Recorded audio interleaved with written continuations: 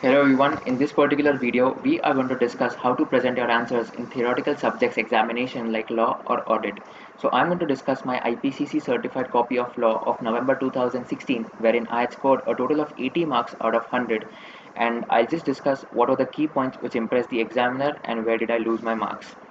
So I have scored a total of 80 marks out of 100. So this is 77 given on my certified copy. But if you have a look at my mark sheet of IPCC, I've got a total of 80 marks. Okay. So this means that ICI does give grace marks. This was possible because of the presentation. Maybe my presentation was better. Maybe because I had written almost all the section numbers and examiner liked that particular thing. So it is possible that you can get grace marks because ICI usually gives grace marks to those students whose presentation is quite neat and clean. So according to me, make your presentation neat and clean and watch this particular video in order to understand how to present your answers in the examination. Because there was a comment in the previous video that do discuss your IPCC certified copy of law. As I had mentioned in my intermediate subject-wise strategy, I am discussing the same herewith. I think I'll be making the videos in English so that it would be beneficial for all the students who are commenting on the previous videos that do make your videos in English. Okay, so let's begin with the analysis. Okay, so the first and foremost advice which I'd like to give all of you is that try to write your answers in bullet points. Okay, don't write the facts of the case. See, I've written the facts of the case here, but I would recommend all of you not to write the facts of the case because that is not going to be addition of value at all. See, what I've written in the facts of the case, the thing which was already given in the question, that XYZ company passed an ordinary resolution to buy back 30% of its equity share capital. This has been given in the question and the examiner is not going to give you any additional mark for this statement. Try to avoid this particular thing. I don't know why I wrote for this question. I had not written facts for other questions. Then try to write the section number. For those of you who ask me whether it is important to memorize all the section numbers or not, my take is that it would be beneficial if you memorize all the section numbers because the examiner would check your paper with a different attitude and a different mindset as compared to checking a paper of a candidate who has not written any section number in his answer sheet. If I would have been the examiner and if a candidate has written almost all the section numbers, I would have definitely checked the paper with a different mindset because I know that this candidate has come prepared and therefore he is going to score good marks. Even if this candidate does not write any particular question answer up to the mark, I think I can be lenient while checking. This would be the mindset of the examiner if you quote all the section numbers. Next, write the provision of the section number. Whatever is the section number, you have to ensure that you write the provision, and after provision, ensure that you also do an analysis of the provision. In this question, I think I have not done the analysis as such, but most of the questions would require an analysis part separately, and then finally write the conclusion. So this should be the format of writing any answer in your theoretical papers examination. This should be the approach in order to solve any case study based question in your law or audit paper. Okay. Also, one more thing which I would like to tell is that you have to underline the keywords. As I told you, even in the costing and FM intermediate subject wise presentation of certified copy, that you have to underline all the keywords as soon as you finish writing the particular phrase. Why? Because the examiner is not going to read each and every word which you've written in your answer sheet. Trust me, the examiners don't get much time to check each and every paper. If you have written long paragraphs, he is only going to read your keywords which you have highlighted by underlining them. For instance, let's take an example of this particular sentence. The company can buy back maximum 25% of its paid up equity share capital and free reserves if a special resolution has been passed. See, what are the keywords in this particular phrase? 25%, equity share capital, free reserves, and special resolution. Once you underline these keywords, the examiner is going to read only these keywords and match with the model answers which he has. If they match, then he is going to give you marks. If they don't match, then you are going to lose out on the marks because that is incorrect.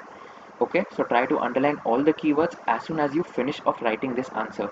Also, one more thing, try to underline as soon as you finish writing the question's answer, because if you underline at the end, you aren't going to get a lot of time and you'll have to think through what keywords you have to underline. You have to underline as soon as you finish off with that particular sentence in order not to lose out with time. One more advice which I would like to give, if you have time, in case you think that you need to draw this line which I have drawn in my answer sheet, then only draw these kind of lines.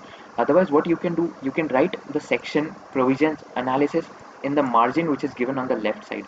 For my CA finals in law and audit, I had used these margins to write the section provision analysis and the conclusion. If you want, you can also have a look at the discussion of certified copy of audit and law of CA final by clicking on the I button. It is there on Unacademy's channel. I've also shared the link earlier through my earlier videos. Okay, ideally this is how you should present your answers in your theoretical examination. And finally, you should write the conclusion, because examiner is going to give you marks only if your conclusion is up to the mark. While writing the conclusion, ensure that you again underline the keywords: the company's proposal is not in order since it passed an ordinary resolution and made the payment out of proceeds of earlier issue of shares, which is prohibited under section 68. So you have to write the conclusion in a summarized manner so that the entire provision, analysis and the section number is summarized in your conclusion paragraph itself. Okay, so this is the format which you should adopt in your theoretical papers like law and audit. You should write the section number first, you should write the provision of that section number, then try to analyze what is the provision and how it is related to the facts of the case, and finally mention the conclusion.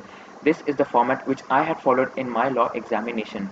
See, if you see for the next questions also, I had followed the same format. I used to write the question number on the left hand side of the margin. Some students also write the question number at the top side of the page. It completely depends upon you whether you want to write it on the left side of the margin or at the top of the page. It is not going to matter at all until and unless your answer is up to the mark. So if you see, I have written almost all the answers in the form of bullet points. See, these are the bullet points which I am talking about. However, even in the provision section, these are the additional bullet points which I am talking about. For instance, these are the 3 bullet points. So this looks good instead of writing them in paragraph form. Okay, so always try to ensure that you write your answers in bullet points.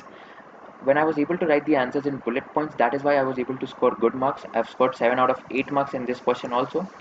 So it is essential to write the bullet points format answer, and it is essential to underline all the keywords in your answer. Okay, so this is the format which you should follow.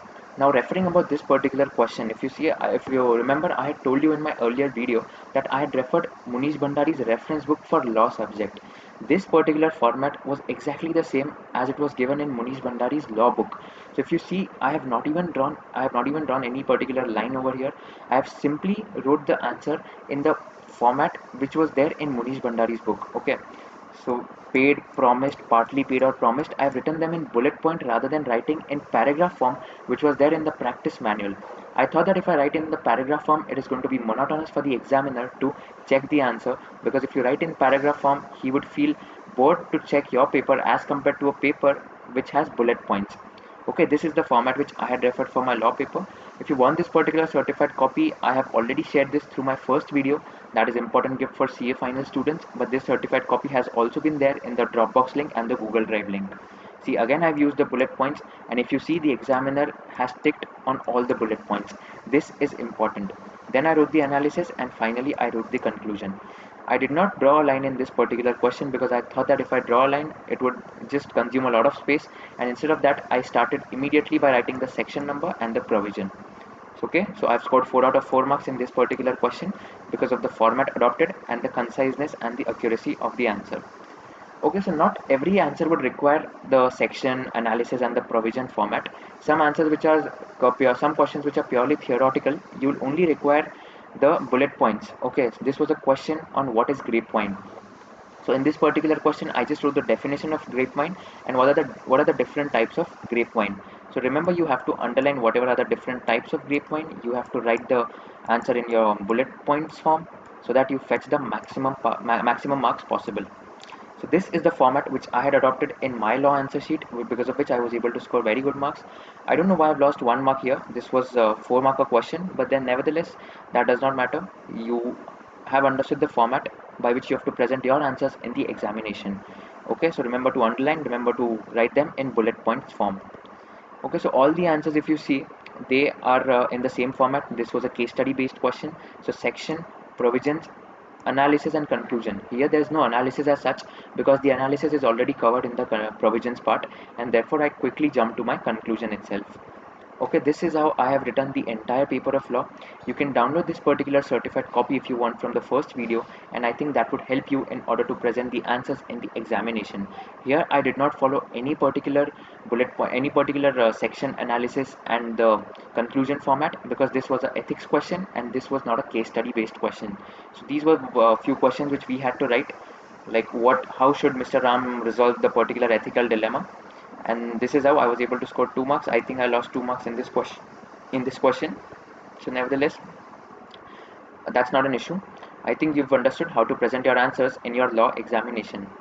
Okay, so let me quickly just let me quickly take you through the entire paper so that we can just have a look. Is there any particular different point which I have written for other answers as compared to the first answers? I think more or less that is the format which we have to adopt. See, for this question, if you see, I had written the act, provision, and the conclusion. This was only a 1 marker or 2 marker question, if I'm not wrong. So I wrote the act. I was not confident about the section number, so I did not write the section number over here. So I was smart enough to write only the name of the act and the provisions. Okay, so at least write the name of the act if you are not sure of the section number. Wherever you're sure of the section number, do write the section number also.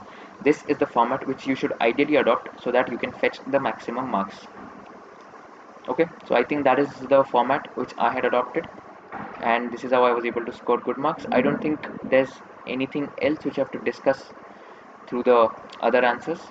Try to write the answers in bullet point format, try to write the section, provisions, analysis, and conclusion, and just try to ensure that you have a very neat and clean presentation so that the examiner is completely impressed initially itself. Okay, so I think this particular video was useful for all of you. If you've liked this particular video on presenting your answers in examination like law and audit, do share this video with all your CA intermediate or final students, for all of them who are preparing how to write the answers in your theoretical paper subject, and do subscribe the channel for having more educational content.